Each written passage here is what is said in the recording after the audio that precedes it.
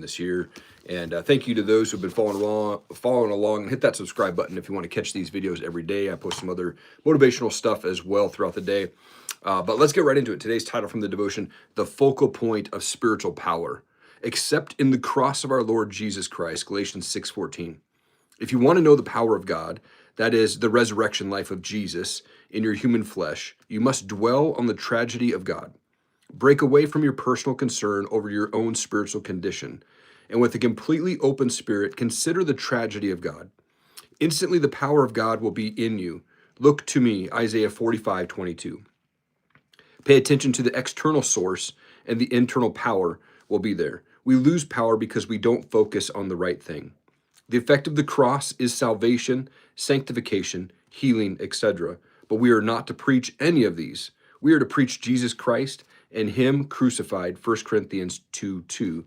The proclaiming of Jesus will do its own work. Concentrate on God's focal point in your preaching, and even in your listeners, or even if your listeners seem to pay it no attention, they will never be the same again. If I share my own words, they are of no more importance than your words are to me. But if we share the truth of God with one another, we will encounter it again and again. We have to focus on the great point of spiritual power, the cross.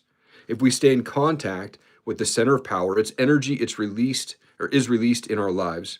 In holiness movements and spiritual experience meetings, the focus tends to be put on not on the cross of Christ, but on the effects of the cross.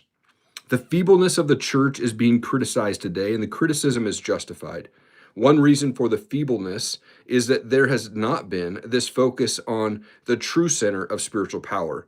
We have not dwelt enough on the tragedy of Calvary or on the meaning of redemption. The focal point of spiritual power, man. Super powerful message this morning. I hope that hit home for you. I hope that you have an awesome day. Keep changing the world.